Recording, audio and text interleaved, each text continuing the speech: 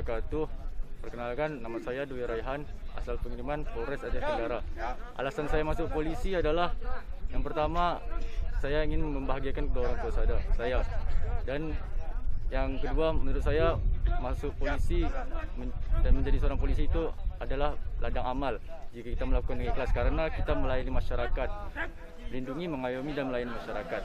Walaupun terasa sulit, tetapi jika kita menjalani dengan ikhlas, itu adalah suatu kebahagiaan dan kebanggaan jika kita telah selesai. Dan pesan-pesan saya untuk adik-adik yang ingin mendaftar polisi, ayo daftar polisi. Dan terutama yang untuk hafiz Quran, karena untuk hafiz Quran insya Allah dipermudahkan. Sekian dari saya. Assalamualaikum warahmatullahi wabarakatuh.